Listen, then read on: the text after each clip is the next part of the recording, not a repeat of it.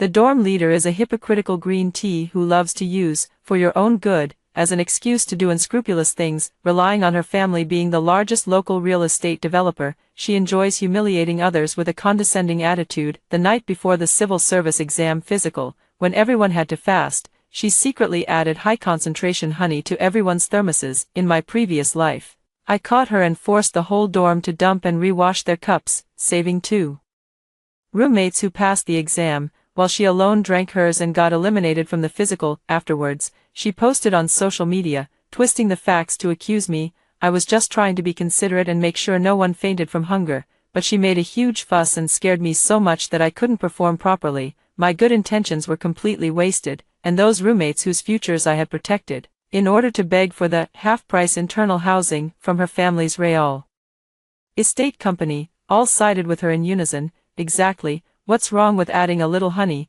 The dorm leader was just being thoughtful, worried we might go hungry. She's the selfish one, always trying to steal the spotlight and ruin the dorm's unity. When I opened my eyes again, I had returned to the night before the physical examination. Watching her stealthily squeeze the stringy honey into my cup, I remained silent, since well-intentioned advice only blocked your path to wealth and promotion. Then in this lifetime, you shall drink every last drop of this fatal blessing that ruins your future. At 2:17 a.m., the shaking of the bed jolted me awake. My eyes still closed, the beam from the phone flashlight swept across the edge of the bed and settled on the silver thermos cup on the nightstand. Lin Jiaojiao tiptoed closer, barefoot on the concrete floor. She pulled a 300-gram jar of high-concentration baking honey paste from her pocket. I slightly opened my eyes to see the packaging clearly. She unscrewed the cup lid, squeezed in some honey and stirred, then closed the lid and climbed back into bed. The whole process took less than 40 seconds. Wang Qing on the opposite bed turned over,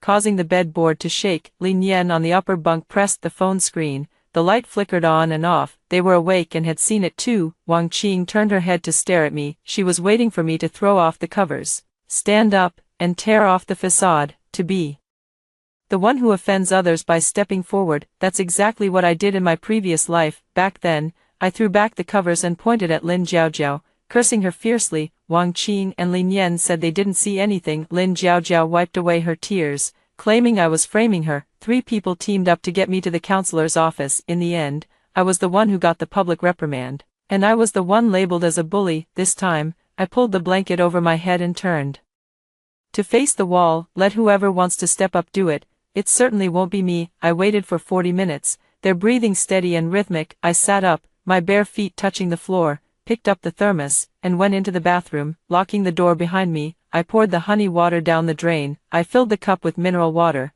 wiped the outside dry, and placed it back in its original spot. Everything was restored to normal. I lay back on the bed, staring at the ceiling. Tomorrow, the show begins. The alarm rang at 6:30 in the morning. Lin Jiaojiao was the first to get up. After washing up, she stood in the center of the dormitory and clapped her hands. Sisters, today is the physical examination. Don't be nervous. I specifically added throat-soothing honey water to everyone's cup last night. Drink a cup on an empty stomach. It warms the stomach and eases anxiety. Get up and drink it. She spoke with a smile. Wang Qing sat up, turned to look at me, then glanced at Lin Yan, who also tilted her head to look at me. I know what they're waiting for. They're waiting for me to stand up and ask who touched the cup, waiting for me to get angry and accuse someone. Then they'll stand by Lin Jiaojiao's side, saying Jiaojiao meant well. I remained silent, sitting up to unscrew the thermos and tilt my head back to finish the water. The pure water slid down my throat. I placed the empty cup on the table.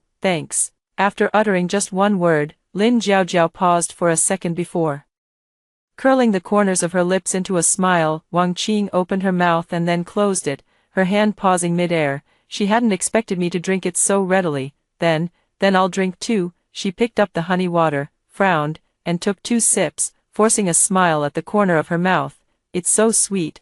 Thank you, Jiaojiao. Lin Yan raised her glass in agreement. Jiaojiao is really so thoughtful. Unlike some people who keep a cold face every day, enjoying kindness without even being able to say thank you properly. Lin Yan turned her head and glared at me. I turned around to pack my documents into my backpack without looking back. Lin Yan raised her voice. I'm saying, Shu Qing, can you stop acting like the whole world owes you something all day long? Jiaojiao stayed up late to prepare throat-soothing water, and you can't even squeeze out a single thank you.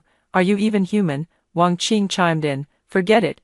Forget it. Shu Qing is just like that, used to being on her own. Jiao Jiao, don't take it to heart. The implication was that I was unsociable and immature. Lin Jiao smiled and said, it's fine, Shu Qing is just nervous, I understand her. What a beautiful act.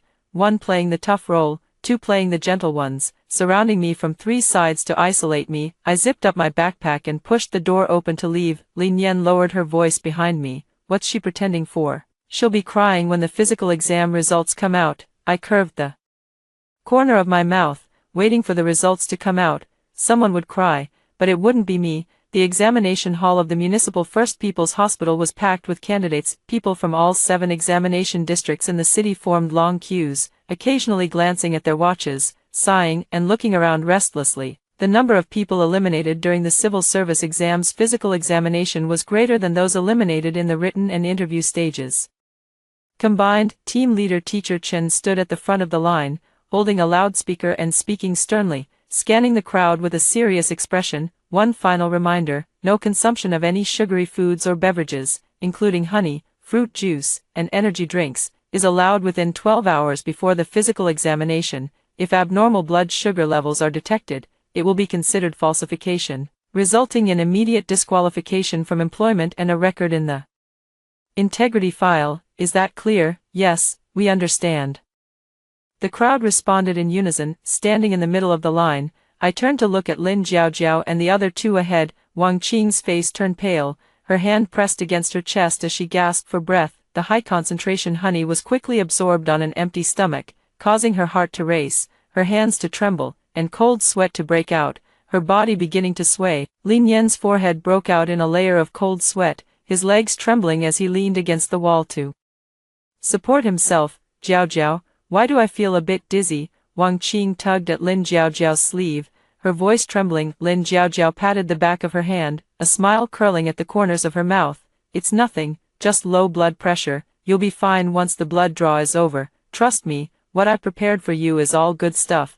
There won't be any issues. Good stuff. I twitched the corner of my mouth. Drinking 300 grams of honey paste on an empty stomach can send your venous blood sugar soaring above 20. If this were a good thing, arsenic could be sold as a health supplement. After calming the 2 of them down, Lin Jiao turned around, took out her phone, and tapped the screen. I followed the direction she had just looked in and shifted my gaze. In front of the station to the right of the blood drawing area, a male nurse wearing a work badge was lowering his head to fiddle with a test tube rack. The screen of the phone on the table next to him lit up. He lowered his eyelids to look, then nodded in this direction. If I hadn't experienced this once in my past life, I would have definitely missed that gesture. I withdrew my gaze and looked elsewhere. So she had more than just the honey trick up her sleeve. Next group, numbers 0371 to 0380, proceed to blood draw station 3. The nurse called out the numbers while holding the list. Lin Jiao linked arms with Wang Qing and Lin Yan, stepping forward with her voice raised high.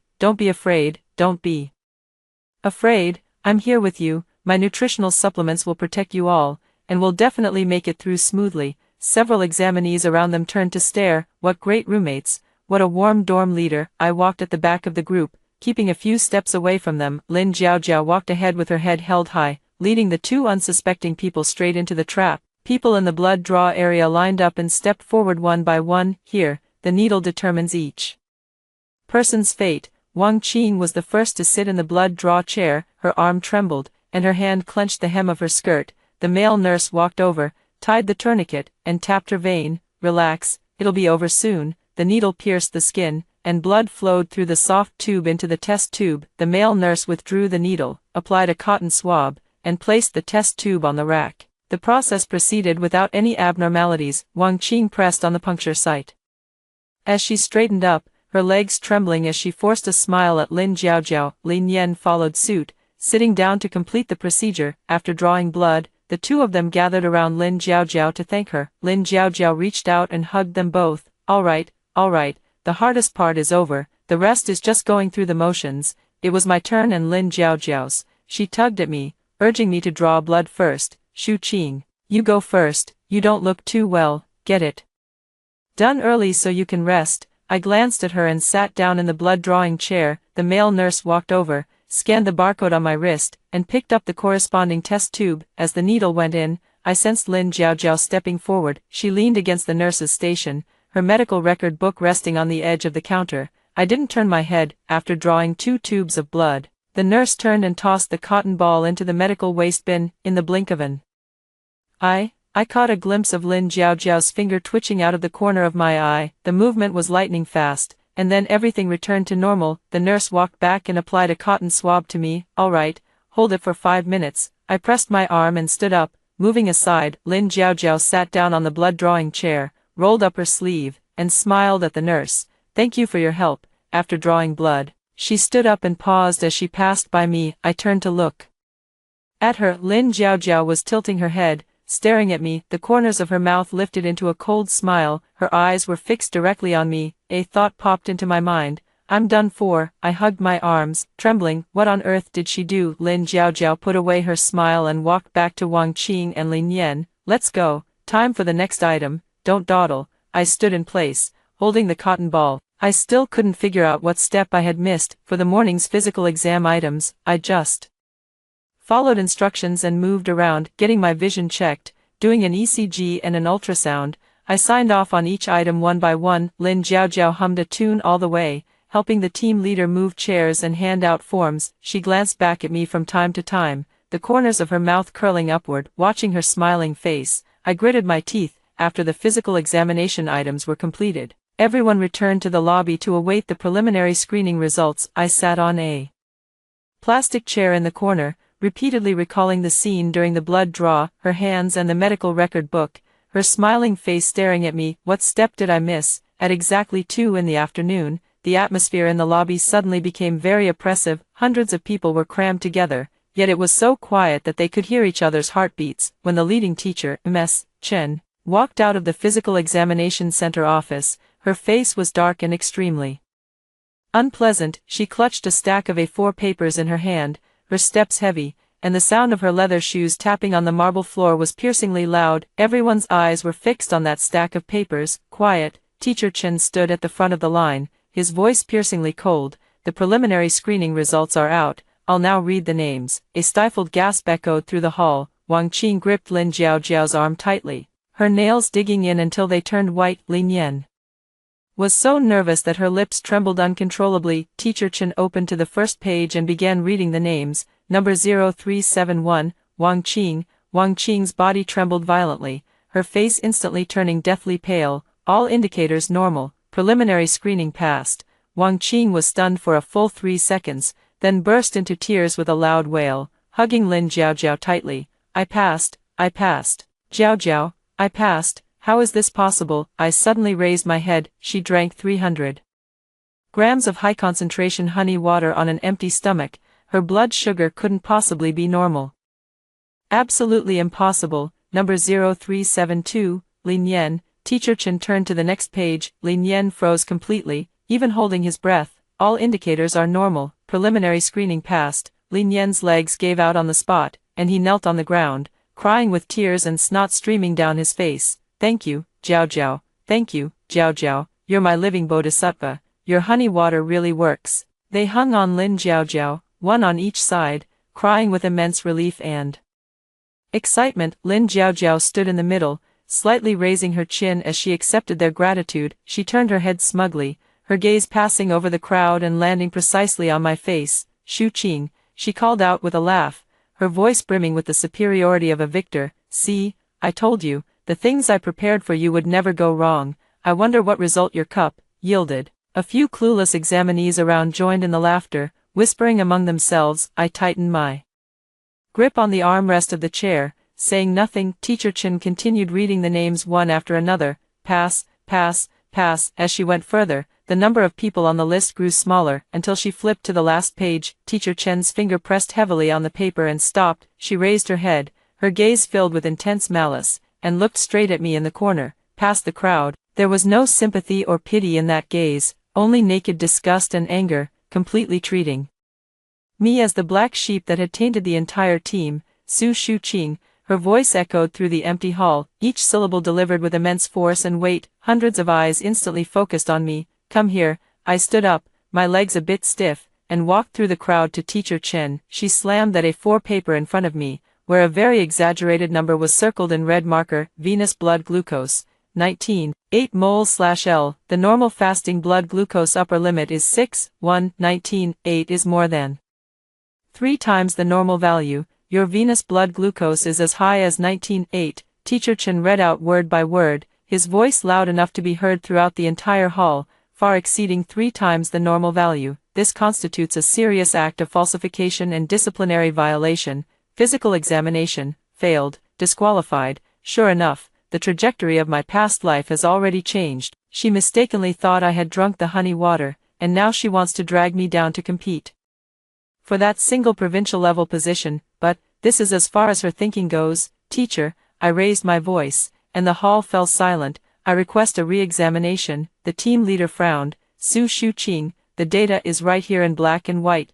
19.8. What do you think a re-examination will change? It will change everything. I held up the receipt, my wrist steady without the slightest tremor, because from early this morning until now, I haven't had a drop of water or a speck of sugar. A healthy person who has fasted for over 12 hours cannot possibly have a venous blood glucose level of 19.8. This value is only found in individuals with severe diabetes, or, I paused for a moment, my gaze shifting past the teacher to fix on Lin Jiaojiao, or in someone who deliberately consumed high-concentration honey before the exam. The crowd in the hall gasped in shock. Lin Jiaojiao's lips trembled. Her face drained of color. She quickly snapped back to reality, her brows furrowed, the corners of her eyes drooping, and she put on a deeply pained expression. Shu Qing, her voice quivered, if you refuse to admit your mistake, that's one thing, but how could you turn around and slander your own roommate? I added honey for everyone last night to nourish the stomach, not just for you alone.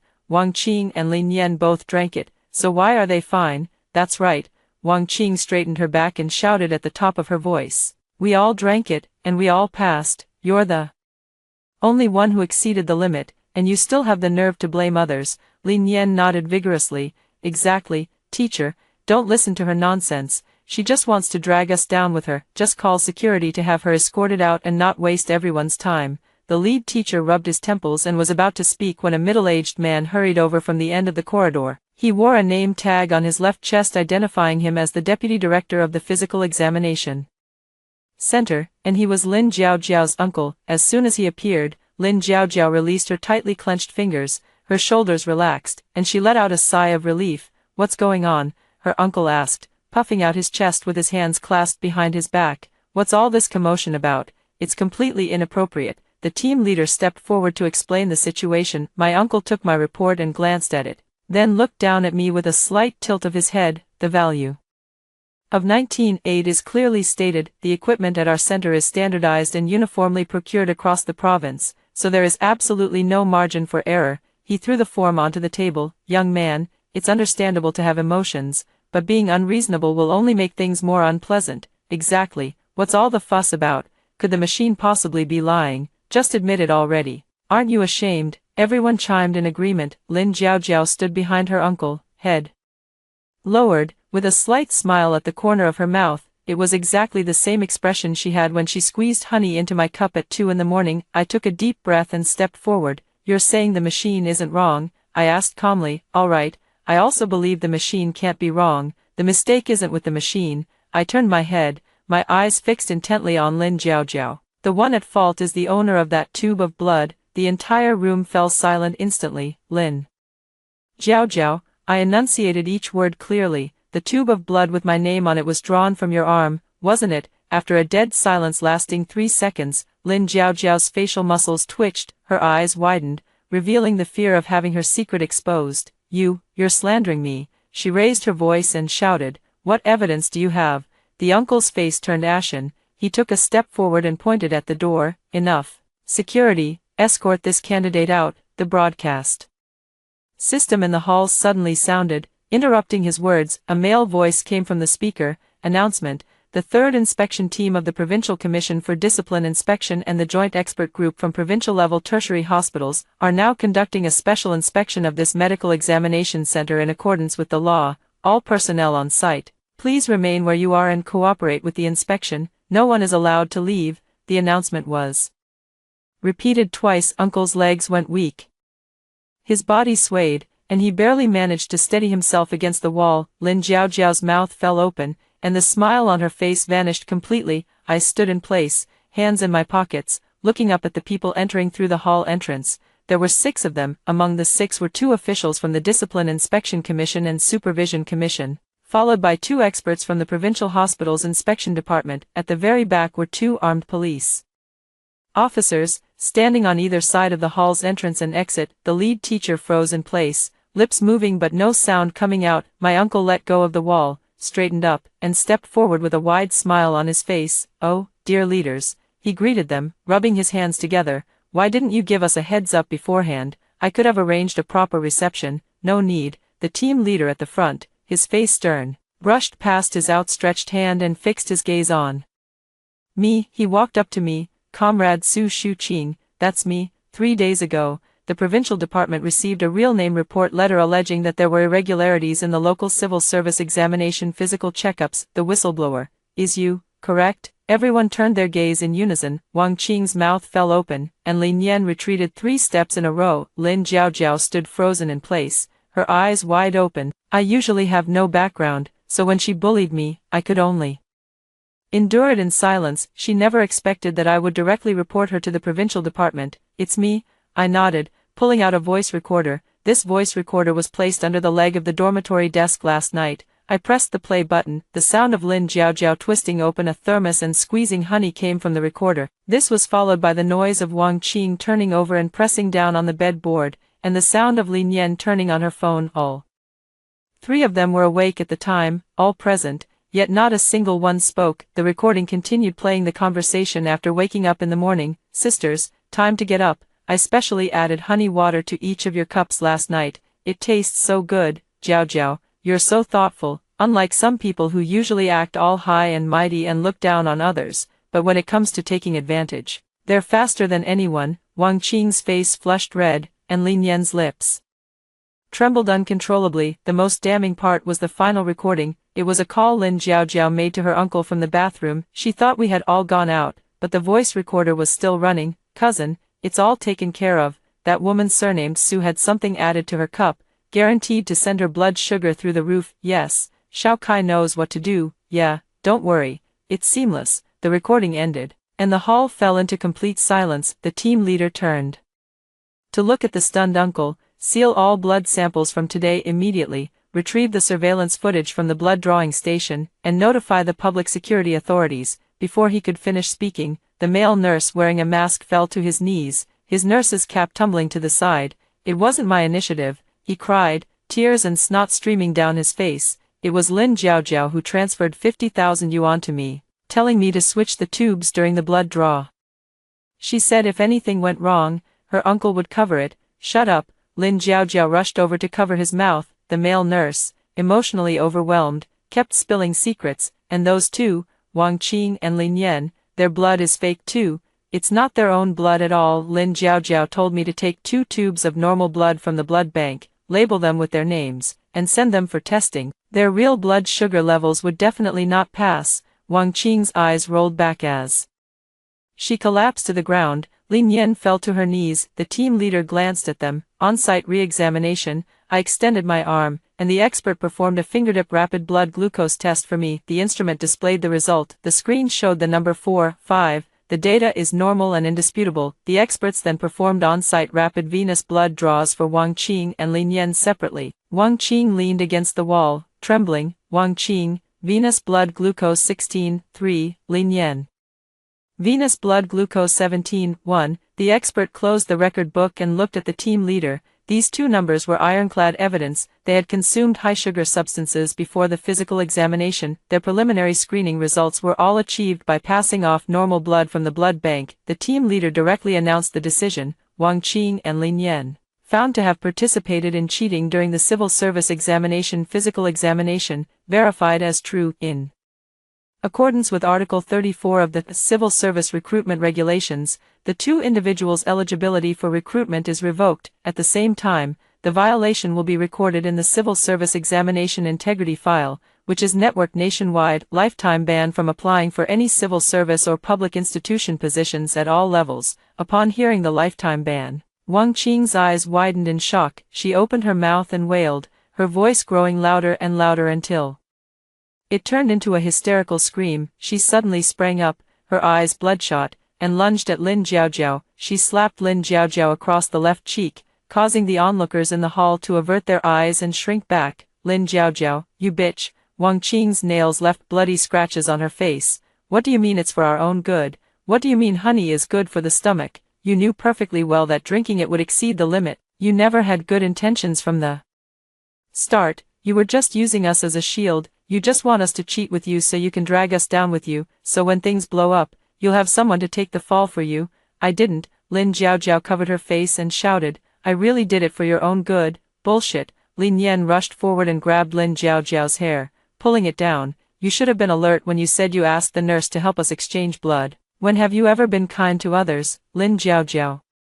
Every single thing you do is calculated. You're nothing but a venomous snake. The three of them tumbled to the ground, wrestling in a tangled mess. They tore at each other back and forth on the floor. Wang Qing was sitting on Lin Jiaojiao, slapping her, while Lin Yan was kicking and stomping on her from the side. These three former good roommates were now locked in a fierce fight. Armed police stepped forward to separate the three. Lin Jiaojiao's hair was disheveled, her face covered in scratches, and blood was trickling from the corner of her mouth. Despite her disheveled appearance, she still glared angrily with a fierce expression. What do you think you are? She struggled and shouted with all her might. I am the eldest daughter of the Lin family's real estate business. My father knows people in the provincial government. You won't come to a good end. Just you wait. My father won't let any of you off. The team leader said nothing, picked up the remote control, and turned on the TV in the hall. The TV was playing the morning news. Earlier, everyone had been busy with the physical examination and hadn't watched the news. Following an investigation by the Provincial Commission for Discipline Inspection and the Provincial Supervisory Commission, Lin's real estate group is suspected of serious illegal and criminal activities, including massive bribery, falsification of engineering quality, and illegal fundraising. Early this morning, the legal representative of the group, Lin, has been taken into criminal custody in accordance with the law. In the footage, two plainclothes officers escorted a middle-aged man with his hands cuffed out of the villa. That was Lin Jiaojiao's father. Lin Jiaojiao stared intently at the screen, her lips turning pale, her facial muscles twitched uncontrollably. Dad, Daddy. Her voice grew fainter and fainter, her eyes rolled back, and she fell backward to the ground. No one at the scene went to help her. Cold water splashed down, and Lin Jiaojia convulsed all over. She opened her eyes and stared blankly at the ceiling. Then, she remembered everything that had just happened. Her father was arrested, the company was sealed, the scam was exposed, and her face was covered in bruises. She pursed her lips, and tears slid down her cheeks. She pushed herself up from the ground and stared straight at me. She furrowed her brow, her eyes filled with resentment and confusion. Why, she asked hoarsely, you're just a poor student. How could you possibly have the provincial inspection team at your disposal? How could you? I crouched down to meet her gaze. Do you think I only started preparing last night? I lowered my voice. A month ago, when you were bragging in the dorm about your uncle being the deputy director of the medical examination center, I had already taken action. Lin Jiaojiao widened her eyes. All the things your uncle did, helping people alter medical reports, accepting money to sell passing spots, engaging in illicit benefits with private medical examination institutions. Do you think just because you don't say anything, others won't be able to find out? Her lips trembled uncontrollably. I spent 3 days compiling a complete set of whistleblowing materials based on the information you revealed: time, location, amount, the person handling it, including the house number of the property your uncle bought under an alias. Impossible. Her voice trembled. You couldn't possibly know these things. I smiled without explaining, unable to tell her how I obtained the house number for that property. In my previous life, after being disqualified, I refused to accept it and spent 2 years investigating until I uncovered everything, but at that time, I was blacklisted, and my reports went unanswered. No one paid attention to the accusations of a former offender who had falsified records. 2 years of hard work turned into a box of materials that no one cared about. In this lifetime, I simply sent these materials out ahead of time. I bypassed the city. Because your father has connections there, I sent the materials directly to the Provincial Disciplinary Commission's real name reporting mailbox, I said calmly. As for last night's honey, I paused. That was just a stage I set for you. Lin Jiaojiao held her breath. I knew you would take action. I knew you would add something. I knew you would switch the tubes, because people like you, given the chance, would never let go of anyone they could trample underfoot, so I did nothing. I poured out the honey, drank the pure water, and waited for you to walk right into the trap. You set me up." Her voice cracked. "No," I corrected her, "I just didn't stop you. You were the one who wanted to jump." Lin Jiaojiao completely broke down. She lunged forward, wrapped her arms around my legs, clutched my pant legs tightly, and kowtowed repeatedly. "Shu Qing, I beg you, please let me go. I'll give you my half-price apartment for free. I'll give you money, as much as you want. I'm begging you. Don't let them take me." She was crying and sobbing, her face covered in dirt. The eldest daughter of the Lin family was now lying at my feet. I looked down at her. In my past life, I would have softened, would have cried and said to let it go, would have thought that endless revenge only breeds more hatred. Then she stepped on me even harder, completely losing any chance to turn things around. But I am not the Su Shuqing from my past life.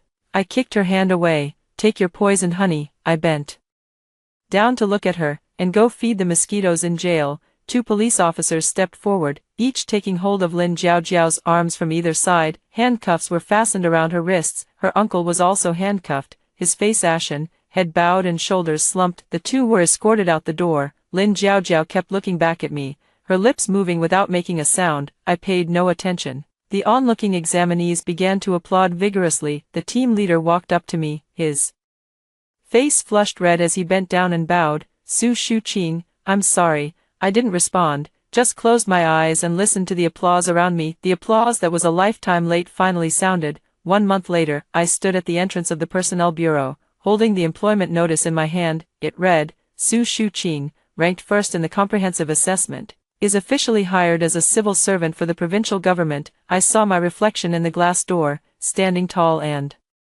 confident, no longer shrinking back as I used to. The Su Shuqing who would rather be poisoned than speak up was left in the past. I took a deep breath and pushed the door open. On the same day, Wang Qing and Lin Yan squeezed through the dormitory hallway, dragging their luggage bags. The school issued a disciplinary notice for seriously violating examination discipline and relevant national regulations by participating in civil service physical examination fraud, which has caused an extremely negative impact. The school disciplinary committee has decided to expel Wang Qing and Lin Yan from the university. The relevant materials have been simultaneously submitted to the Department of Education for filing. They have neither graduation certificates nor degree certificates. Their 4 years of university were completely wasted. A passing junior stopped to take out her phone and take a photo, causing Wang Qing to pause her packing. "What are you taking a picture of?" She stood up and shouted. The junior ran away, and the post she shared on her social media read, "These two are the ones who got caught cheating and were publicly shamed across the province.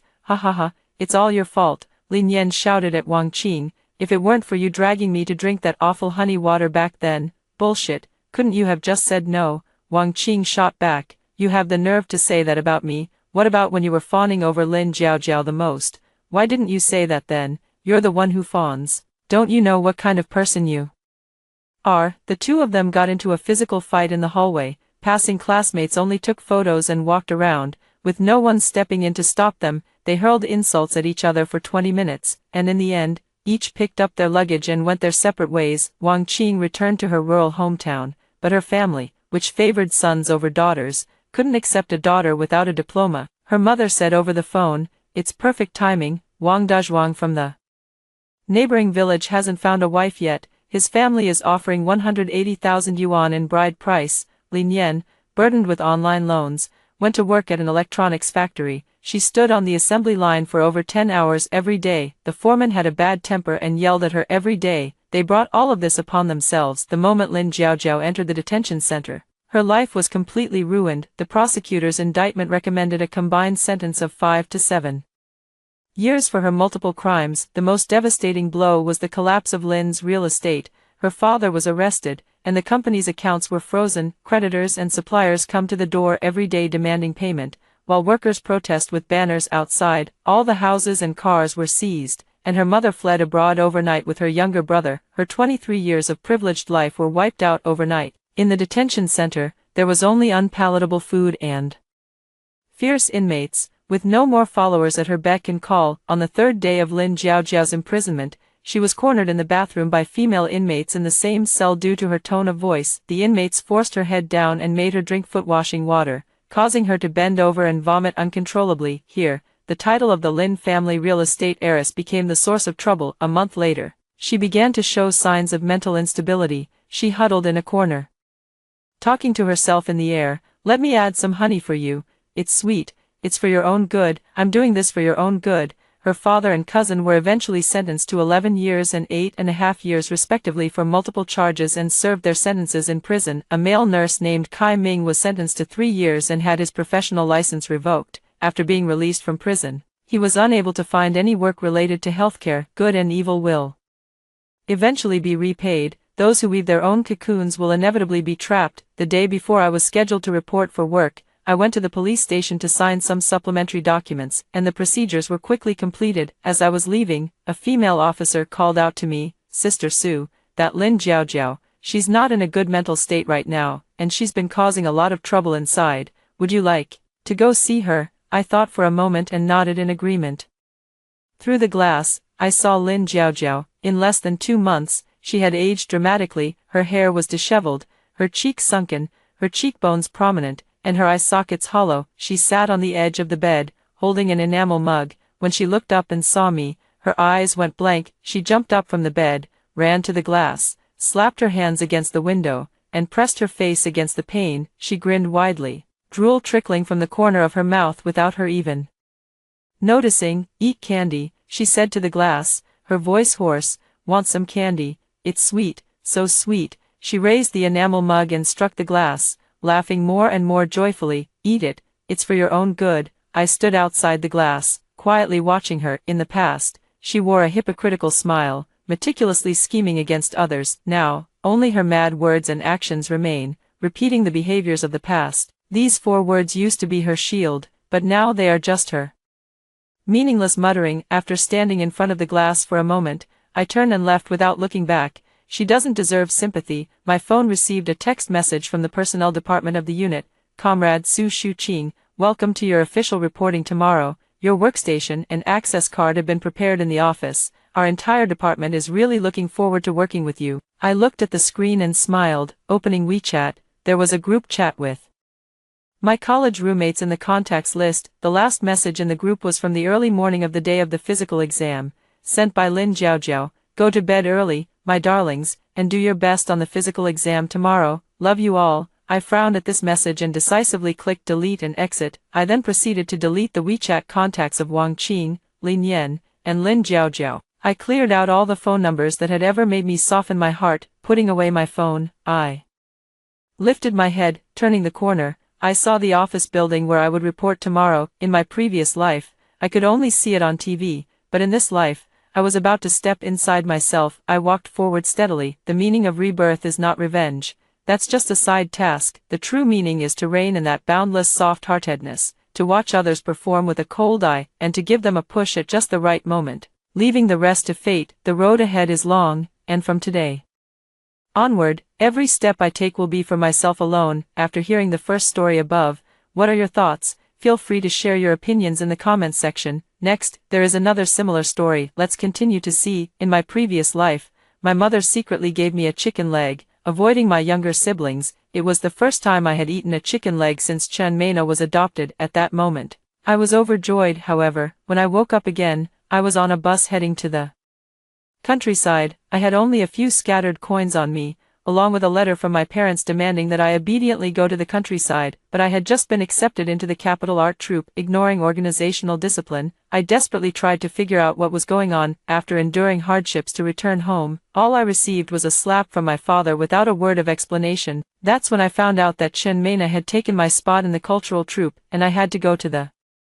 countryside in her place. I couldn't accept it. I was their biological daughter, and I already had a place to go. I argued my case, but my father broke my back with a military baton. He said, "Nana's parents are no longer here, so we must take extra care of her. You are our biological daughter, so of course you should set an example and take the lead." At this time, I was forcibly sent to a remote countryside. Before I could even pack my luggage, I was assaulted by a thug who barged in. Struggling, I was strangled to death alive. Opening my eyes again, the familiar chicken leg was once more handed to me. Jianing, Quick, try it and see if it's tasty." My mother held a chicken leg in her hand, and without a word, she stuffed it into my mouth. At the border fortress, his eyes kept darting toward the door, as if afraid of being seen by someone. The chicken leg was glistening with oil, its skin crispy and golden, exuding a rich aroma, a rare delicacy in these times. Even in our household, we could only afford to eat it once a month at most. My fingertips were icy cold, and my heart was pounding wildly. Just 1 second ago, I was still in a damp, cold cowshed, my throat crushed, my vision swallowed by darkness, pain like a bone-deep parasite, embedded in my soul. I had actually been reborn. I was reborn on this evening when my mother, avoiding my younger siblings, secretly slipped me a chicken leg to eat. In my previous life, I thought my mother had finally remembered me, and I joyfully accepted this chicken leg, moved enough to forgive all the injustices she had once inflicted upon me. I thought there was a place for me in her heart after all, until I woke up on a shaking bus, with only $3.60 in my pocket and a letter from home telling me to behave. I couldn't understand what was going on, especially since I had just been accepted into the cultural troupe. In just 2 more days, I would have been able to report to the cultural troupe. I jumped out of the car and managed to run all the way home, only to be greeted not by a reasonable explanation, but by a sudden slap from my father. My ears rang for a long time from the blow, and only then did I learn that the spot in the cultural troupe I had worked so hard to secure had long been given to Mena, whom they had adopted. I argued my case, insisting that I had signed up and fought for it myself, but my father said, "Mena's parents were national heroes. We are raising her on behalf of the country. If we push her out now, where would that leave my reputation? Going up to the mountains and down to the countryside is a national policy. As the biological daughter of a leader, you must set an example. Or do you want your younger brother to go to the countryside? He's still so young, and he's the only male heir in our family. If he goes, what are we supposed to do?" He pointed at my nose and scolded me harshly, saying I didn't know how to share their burdens. But my job in the cultural troupe was already settled. Mena's household registration wasn't even in our family to begin with, and as an orphan with both parents deceased, she would naturally be taken care of by the state. Her situation is well known to everyone, and it's unlikely that anyone would give her a hard time. "Bastard, stop making excuses. I'll teach you to make excuses." His military baton came down hard on me, knocking me unconscious on the spot. As I finally came to, I heard my mother's worried voice. "Old Chen, you didn't break her, did you? If she's broken, how will she work to earn work points in the future?" "Don't worry, I just hit her in the waist. It won't affect her ability to work and earn work points. She just won't ever dream of joining the cultural troupe to dance again. You tell Mena that the job in the cultural troupe is hers. Chen Jianing won't dare compete with her for it in this lifetime." It was then that I understood. In their hearts, I would never be able to compare to Chen Mena. In a daze, I was once again shoved onto the bus heading to the countryside. The pain in my waist was so intense that I could hardly straighten up the entire journey. I thought my life might just pass by in a daze like this, but who would have thought I wouldn't even get that chance? In the mud brick cowshed, before I could even unpack my luggage, I was pinned to the ground by a few rough-looking men. They humiliated me for 3 days and 3 nights, and in the end, they twisted my neck until I died. Even in death, my spirit watched helplessly as they divided up all my belongings, only learning from their conversation that this was the hometown of Chen Mena's father. Chen Mena had already written letters to these people long before I arrived. At that time, my parents were still in the courtyard, caring for Chen Mena in every detail. I was indignant, I was unwilling. A great sense of resentment enveloped me, and I wished I could devour them all. And now, I actually have the chance to personally seek revenge. "What are you standing there for?" my mother said impatiently, shoving the chicken leg into my hand.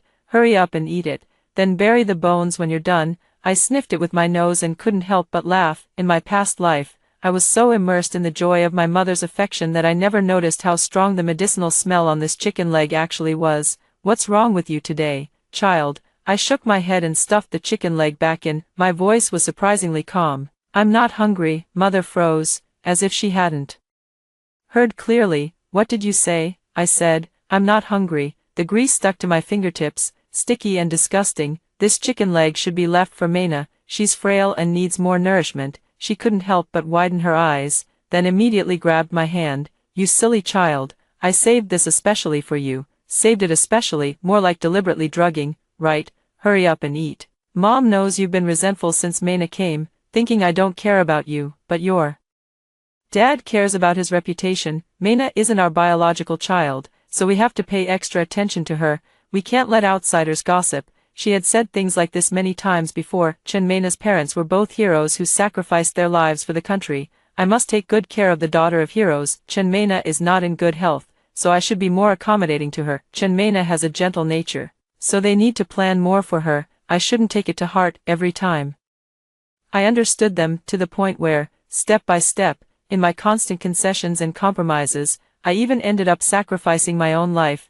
Hurry up, eat. I promise your dad won't scold you today. She pushed the chicken leg into my hand again. I knew I had to eat this chicken leg today. No matter what, if I didn't eat it, she wouldn't feel at ease. I had no choice but to take it, enduring the strong medicinal taste as I swallowed the chicken leg in a few bites. In an instant, a smile bloomed on her face. My mother patted my hand and said, "All right, go play for a while, we'll have dinner soon." I nodded hastily and immediately retreated to my room. Thanks to Mena's affectation of wanting a room with sunlight, I had to give up my room to her. Now I live in the northernmost storage room, which is drafty in winter and damp and cold. It's less than 5 square meters in total. Besides the bed, there's only enough space for a writing desk. The clothes could only be piled on the floor. I locked the door behind me, grabbed the military canteen I had used for years, unscrewed the cap, and began to force myself to vomit. After a few attempts, the chicken leg I had just eaten was completely expelled, trying to use the same old trick to make me fall asleep and dump me in the countryside. Dream on. In this lifetime, no one will ever make me a stepping stone for Mena. I tightened the lid of the kettle and pushed it to the deepest part of the bedboard. Then, I took out a needle and thread and quickly sewed the admission notice onto the clothes I was wearing close to my body. After finishing up, I took off my outer clothes, slipped into the cold bed, curled up facing the wall, and began to sleep. Not long after, the door opened. "Jenning, it's time to eat." My mother spoke softly at the door, her voice tentative. I remained motionless. Footsteps quickly approached the bedside. I could feel her gaze lingering on me until she was certain I was truly asleep. She began rummaging through my room, starting with tidying up the clothes. Soon, she started rummaging through my desk. She went through almost everything on the desk. Not long after, she hurriedly ran out. Old Chen, I couldn't find that art troupe's admission letter, couldn't find it." A crowd of people surged into my room, rummaging through here and there without pause. Suddenly, a faint cry broke the silence. "Dad, Mom, could it be that my sister found out in advance about your plan to have me take her place in the cultural troupe, and she didn't want to?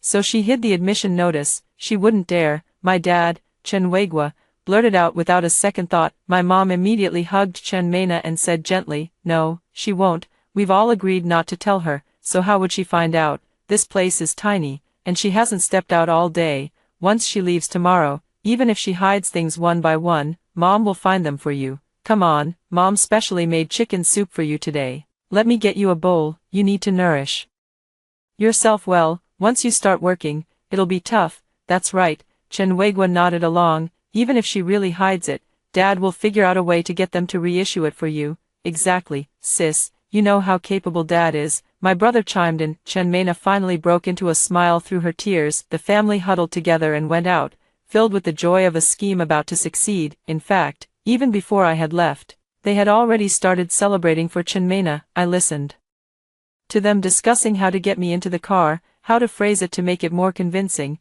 as if I weren't a person, not their daughter, but a tool to be manipulated at their will. In my heart, there was no longer a trace of anger or resentment from being betrayed or abandoned. After a long while, until all was silent, even the barking of the dogs in the courtyard had ceased, and there was not a sound left in the house, I slowly sat up from the bed. I didn't light the lamp. By the faint light seeping through the window, I silently put on my thickest set of clothes and slipped into cloth shoes whose soles were already worn thin. I noticed a bundle at the foot of the bed, stuffed haphazardly with a few pieces of clothing. Heaven help me, though I was being sent to the remote northwest. The clothes they packed for me were all summer wear. All my documents and the signed notice for my rural assignment were also inside. I stuffed all my documents, along with the dozen or so dollars and a few pounds of national grain coupons I had saved by scrimping and saving, into the small bag I carried with me. Pushing open the window, I slowly climbed out. Without pausing, I crouched low in the shadows along the wall and quickly slipped out of the compound. Avoiding patrols along the way,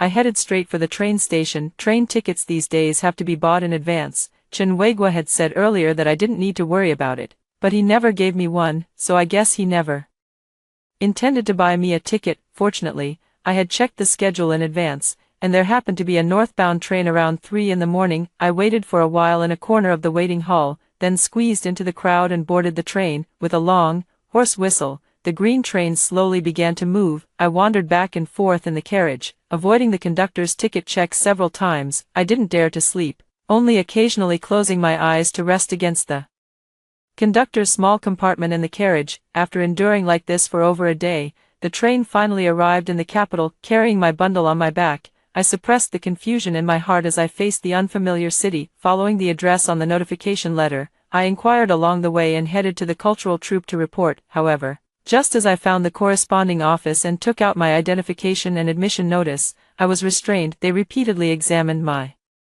notice and various documents, their brows furrowed tighter and tighter. Chief Chen was right on the mark. The person who stole his daughter's documents actually dared to come here to report. My heart sank heavily. What did you say? The other person looked me over with a stern expression. No wonder you dared to steal the admission notice and documents of Chief Chen's daughter. You even managed to get a letter of introduction. Were you so sure of your own qualifications that you thought we wouldn't recognize you and would let you stay? A profound sense of absurdity washed over me, and my fingers trembled uncontrollably. Steal, they actually said I stole my own admission letter and documents. For Chen Mena, they really will stop at nothing. I took a deep breath.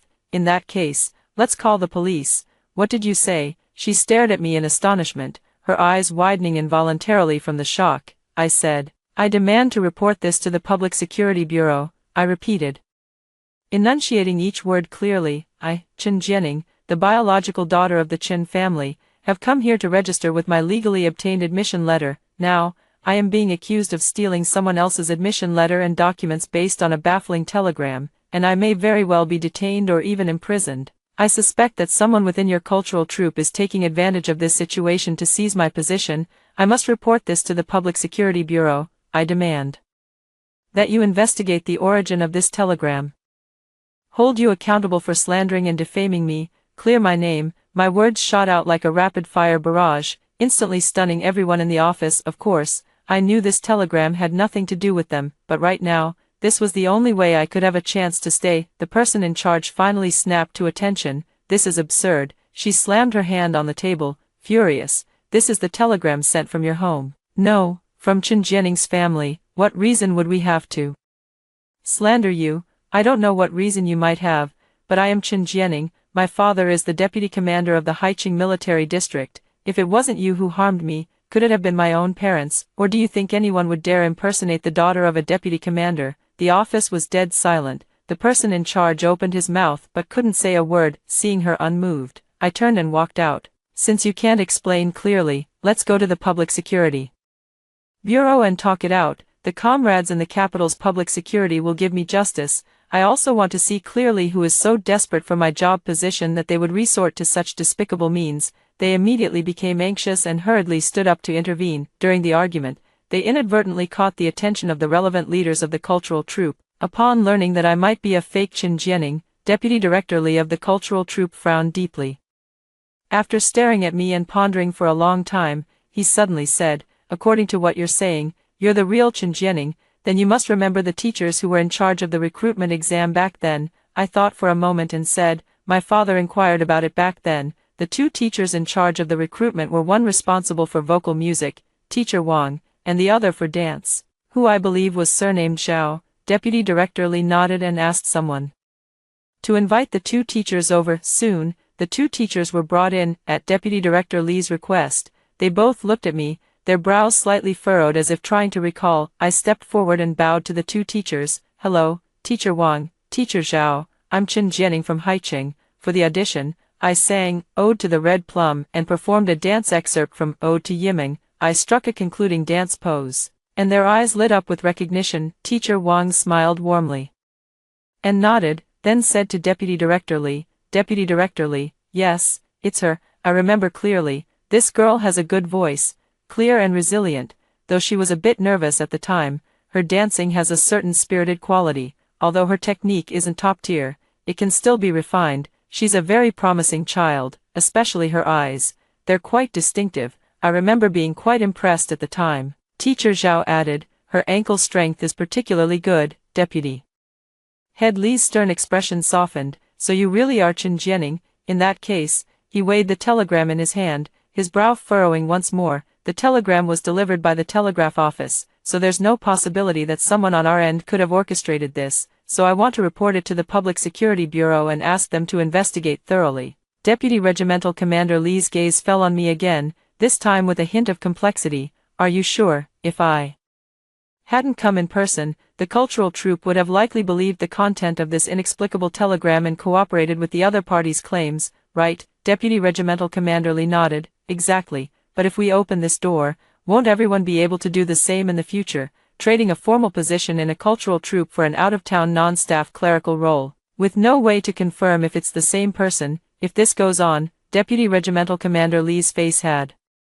completely darkened. He clenched the telegram in his hand. I will report this matter immediately and send official letters to various departments in the name of the troop. I want to see who is so audacious. How dare they use official documents to seriously slander the candidates our troop has admitted. He had the person in charge handle the formalities for me, then stormed off angrily with the telegram. With that statement, I quickly received my own documents. The person in charge then took me to collect bedding and daily necessities, and personally escorted me to the dormitory. Standing in my own dormitory, I let out a long sigh of relief. This time, I will take control of my own life. However, I never expected to see them again. On the second day of my official training, I was once again summoned to Deputy Commander Lee's office. My father stood there with his hands behind his back, his posture straight and his military uniform solemn. My mother, with tears in her eyes, held Chen Mena in front of Deputy Regimental Commander Lee. Regimental Commander Lee, our child worked so hard to pass the exam. How can you just give the position to someone else?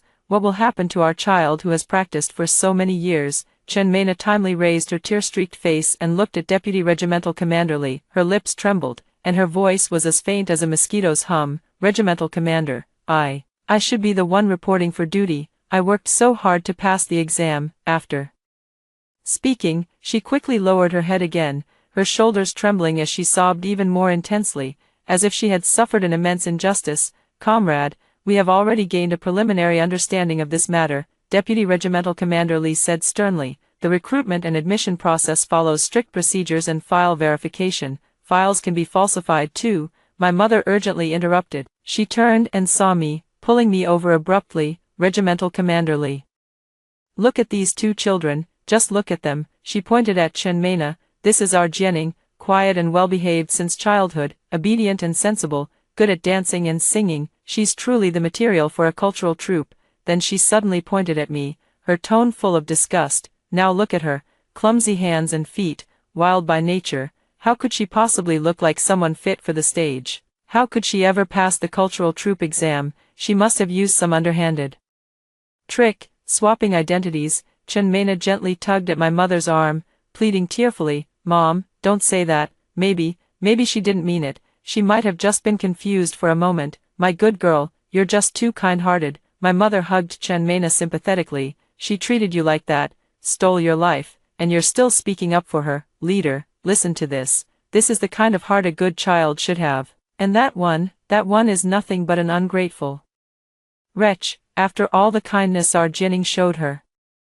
She actually stole Jianing's admission letter when we weren't looking. As she spoke, she glared at me with her eyes. If you have any conscience left, admit it yourself and return the spot to Jianing. We can let it go and not hold it against you.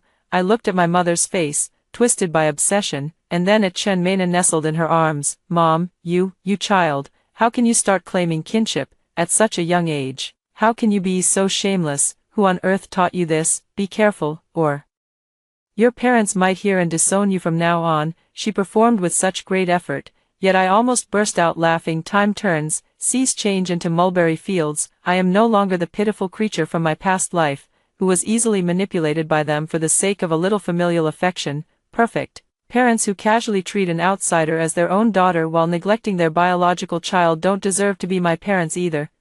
My mother looked at me in shock. My father, who had been letting my mother and Chen Mena carry on without saying a word, suddenly darkened his expression. Don't you agree, Deputy Commander Chen? I asked. His expression grew even more unpleasant. the muscles on his scarred face twitching uncontrollably. He seemed to have reached the peak of his anger. Deputy Regimental Commander Lee's expression was also grim. They had seen parents who shielded their children, but never ones who twisted the truth so blatantly and even disowned their own flesh and blood. Comrade Chen, Deputy Regimental Commander Lee suppressed his anger, his voice stern. We have verified once again that Comrade Chen Jennings' political review materials, the photo on her recruitment file, as well as the handwriting and on-site performance records she left during the League admission test, all match Comrade Chen Jennings here perfectly. She was admitted through proper and rigorous procedures. Deputy Regimental Commander Lee, you can't put it that way. My father finally spoke, his tone cold. You can know a person's face,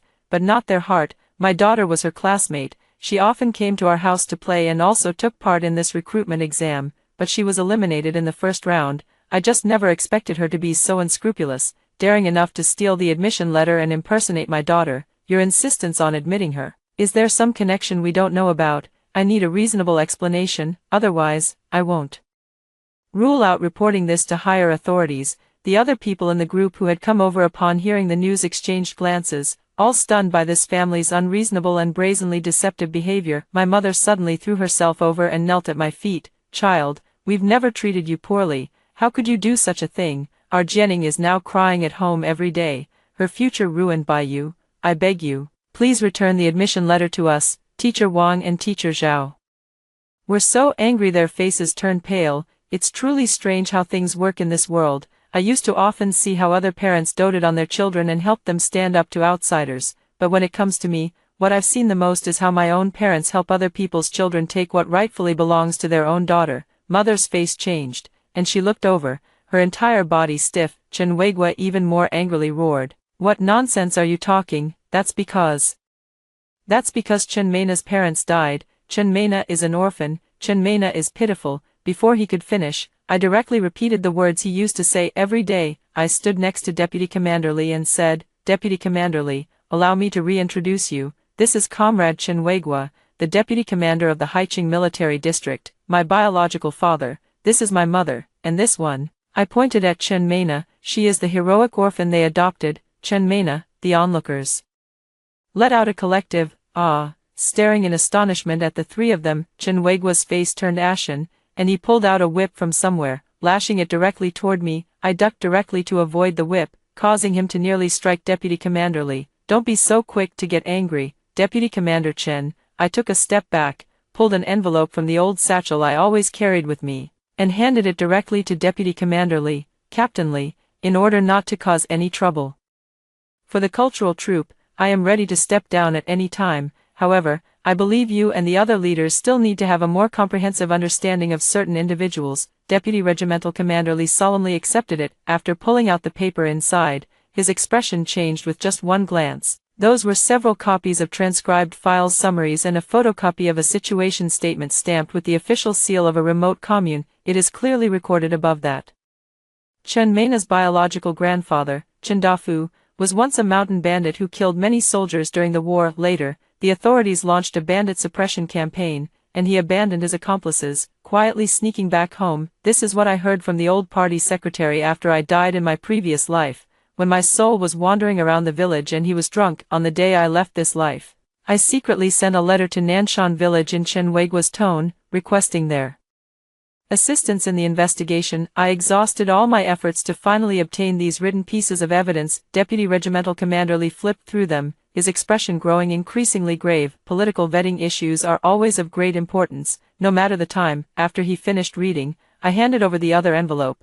This is the truth about the deaths of Chen Meina's biological parents. Her father did not sacrifice himself. Instead, he abused his position to maintain an improper relationship with a married woman, which was discovered by her mother. The two engaged in a fierce argument and physical struggle, ultimately stabbing each other with knives, leading to their deaths. However, Chen Meina was portrayed as the orphan of a hero. The person who orchestrated this must have had ulterior motives, and whether there are hidden, undisclosed intentions requires further investigation by the organization. You're talking nonsense. My father's expression changed.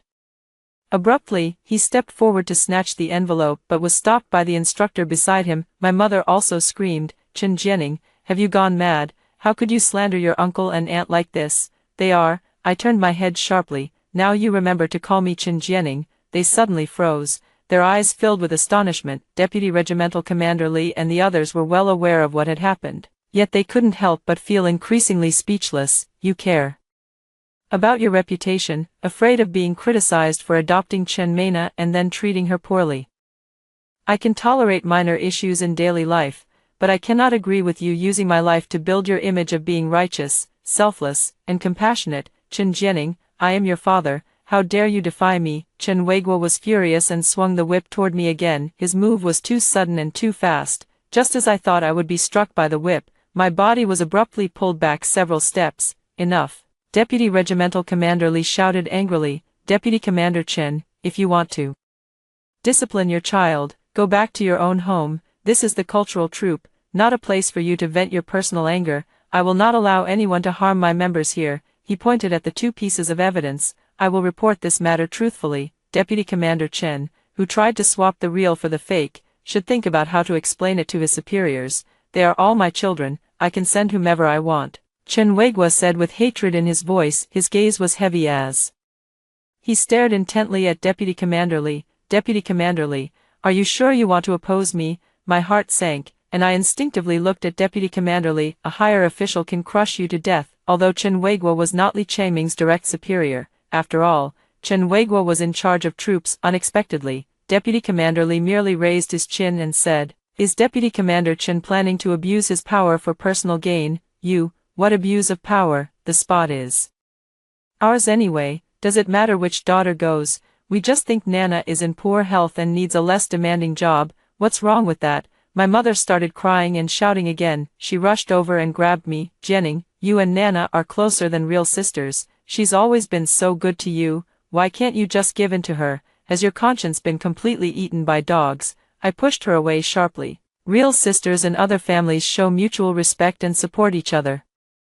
Chen Mena is clearly older than me, yet she insists on acting submissive and pitiful. On the very first day she arrived, she took my room. The next day, she took all my clothes and shoes. For over 10 years living in this house, I haven't had a single day without swallowing my anger. Now, you clearly know I got into the cultural troop. My younger brother is still a child and in school, so there's no need for anyone to go to the countryside, yet, just to show off your great selflessness, you drugged me and threw me onto the bus heading to the countryside, letting Chen Mena take my place, and allowing her to steal my position as a clerical worker in the cultural troop. I'd also like to ask, have your consciences been eaten by dogs? Are you even fit to be parents? Bastard, Chen Weiguo roared angrily again. Who taught you to speak to your parents like that? He pointed the whip at me. "Chen Jianing, if you don't give up the spot, you won't be coming home anymore." "I don't have an unfilial daughter like you, calling a deer a horse, seizing by force, abusing power for personal gain.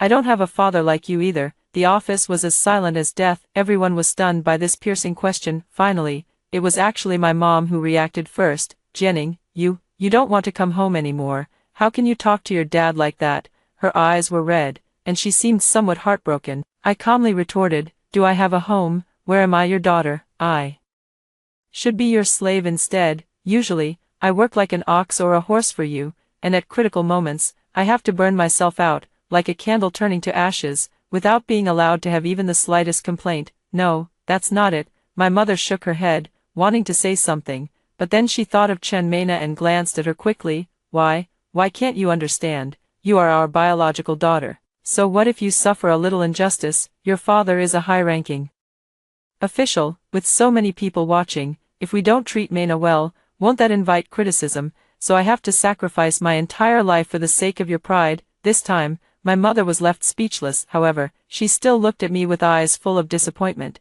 as if failing to meet their expectations was the greatest sin. Chen Mena suddenly rushed over to support my mother, her eyes filled with tears. "Mom, I don't want it anymore. I'll go to the countryside. Please don't argue with my sister anymore. Don't let me, an outsider, ruin your relationship with her. Mind your own business." Chen Weiguo shouted angrily. He pulled Chen Mena behind him and pointed the whip at me. "I never thought that after raising you all this time, I'd end up with an ungrateful wolf. I'll ask you one last time. Will you step aside or not? Dream on." In the end, the three of them were directly ordered out by Deputy Commander Li. At the same time, he reported the matter up the chain of command. Under the sympathetic and helpless gazes of everyone, I returned to the training room to continue my practice, but I never expected that as soon as I returned to my dorm, there would be a knock at the door. As soon as I opened the door, my mother's finger jabbed at my forehead. Chen Jianing, oh Chen Jianing, you really have some nerve, you've grown your wings and now you don't even want your family anymore. Are you trying to drive us to our graves? She lashed out, her voice kept low. Can't you try to understand our difficulties? Mena is so pitiful, both her parents are gone, and she has no family left in this world. What's wrong with you? You've become so heartless. I opened the lunchbox and started eating on my own. She has no parents, but do I have any? Do you think we're dead? My mother asked in disbelief. Whether you're alive or dead, does it make any difference to me? You have to give away the things you like, and you can never eat the food you crave. Are you really my parents? She was left speechless by my words, her face turning pale, her chest heaving violently, and she gritted her teeth, saying, that's because you're our own flesh and blood. So, just because I'm your own flesh and blood, I have to be exploited by you. I'd rather not be. You, perhaps pushed to the brink of anger, tears suddenly streamed down her face. How could I have given birth to such a cold-hearted, ungrateful child? Was it easy for us to raise you all these years? I looked at her face, twisted with anger and selfishness, and completely lost the desire to continue the conversation. Are you done? I need to rest. Oh, your father has already contacted the newspaper. He said if you refuse to give up the spot, he will publish a formal statement tomorrow, severing all father-daughter ties with you. From then on, you will no longer be a member of our Chen family, without your family background. Let's see how you managed to stay in the cultural troupe. I watched her quietly, feeling an oddly serene calmness in my heart. Even a slight urge to laugh, cutting off ties, how could they even think of that? Do as you please. From now on, I will never give up what rightfully belongs to me. Seeing that I showed no reaction, neither panic nor pleading, my mother was stunned once again, and a wave of anger surged within her at being completely ignored. What kind of attitude is this? Your father has published a notice in the newspaper. You'll be pointed at and called unfilial by everyone. You'll become a rootless bastard. See who will ever respect you. That's just fine. I finally spoke, my voice calm and steady. Please make sure to clearly state the reason in the newspaper notice. It's because you, in order to protect your adopted daughter, falsely accused your biological daughter of stealing her admission letter, and when that failed, you angrily cut ties. That way, everyone will know the whole story. You'll get your retribution. Chen Jianing, treating your parents like this, you'll be struck by lightning. With that final venomous curse, she turned and stormed away. The next day,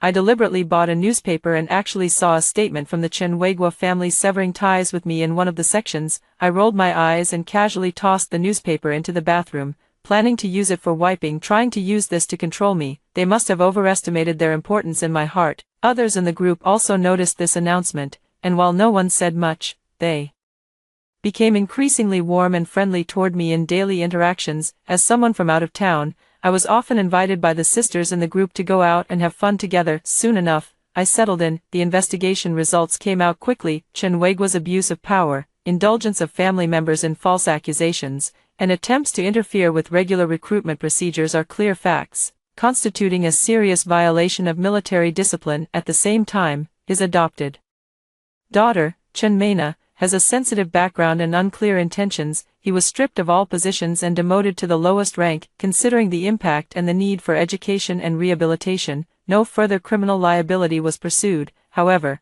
the entire family was sent to the most remote rural area for labor reform to reflect on their mistakes. That statement of severing ties, which he demanded to be published, became my talisman. The organization determined that I had drawn a clear line with them and was the victim in this incident, so I was not implicated and was allowed to remain in the cultural troupe. However, not long after, I heard the news that during the relocation, Chen Mena took advantage of her family's exhaustion and stole the last bit of money they had, slipping away quietly. My parents, who had been basking in the glory of being good people all these years, were left dumbfounded. They finally gained a completely new understanding of Chen Mena. However, without money, they still had to set out on the road again. After a long period of bumpy and arduous travel, they finally arrived at that remote mountain village. There was no so-called resettlement site. What greeted them was a cowshed even more dilapidated than the one from my previous life. Spider webs were everywhere. They had to clean up by themselves and earn work points through their own labor. They were truly destitute, with nothing but bare walls in their homes. Additionally, they had to face heavy physical labor. The younger brother had been pampered since childhood and had never endured such hardship. On the first day of living in the drafty cowshed, he broke down. He pointed at Chinwagwa and his wife, shouting angrily, "It's all your fault, you've lost your minds, you had to spoil that Chenmena. Now look, the whole family is ruined because of her. Instead of being a commander, you become prisoners. And now we have to live in a cowshed. I hate you." Life in labor reform was monotonous and arduous. My parents initially tried to maintain their old airs, but reality is the sharpest butcher's knife. Faced with the temptation of work points and food, they had no choice but to lower their heads. Not long after, I received a letter from them. They told me about their difficult life, how my younger brother was being unreasonable, and asked me to think of a way to help them return to the city. For the sake of our past relationship, I didn't reply. Soon, I received a second letter. This time, they actually hinted that since the art troupe had frequent contact with leaders, I should be more flexible and find ways to get close to some leaders, using my own advantages to plead for their release. I suddenly felt a wave of nausea, almost vomiting up the previous night's meal. The last shred of pity I had for them vanished completely. I did not hesitate at all and handed these letters over to the organization exactly as they were, attempting to corrupt and coerce active duty military personnel, inciting improper conduct. The management of their labor reform camp was immediately upgraded, their labor tasks doubled, and inspections became stricter. My younger brother went completely mad. After being severely criticized for slacking off, he vented all his anger on our father. Amidst the argument, the two of them actually started fighting. No one expected that Chinwagwa would suddenly collapse. The younger brother, now 15 years old,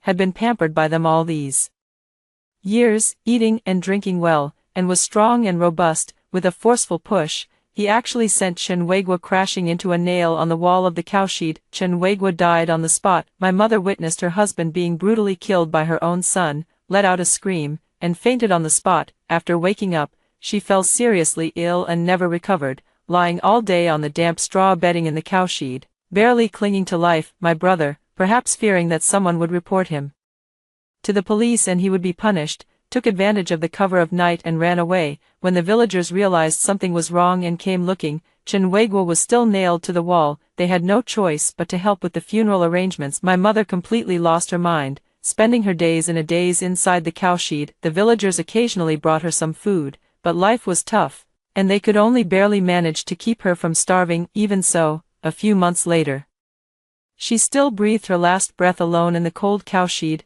I only learned about these things later when the organization came to talk to me. I listened quietly, and to my surprise, I felt nothing in my heart. Perhaps, in my heart, they had long ceased to be my family. I devoted all my time and energy to training and performances. Over the years, through my own efforts, I became a key member of the cultural troupe. I became the lead dancer and main performer, frequently appearing on various stages.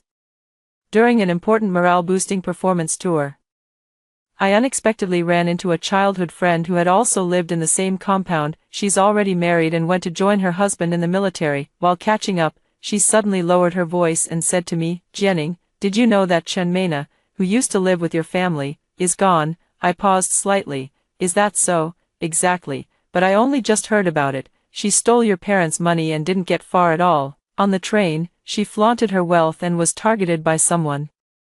Not long after getting off the train, in a small alley near the station, I was robbed and stabbed several times. I couldn't keep the money, and I lost my life too. When they found me, I was already stiff." She shook her head with a sigh. "It's all retribution. Who told her to treat you like that back then?" I laughed, slowly reaching out to catch a snowflake. Who could say it wasn't true? All evil should be repaid in the same way upon oneself. That's only fair, isn't it? After hearing the two stories above, what are your thoughts? Feel free to share your opinions in the comments section. Looking forward to hearing from you. If you liked this story, don't forget to like it, share it, and subscribe to my channel. See you next time.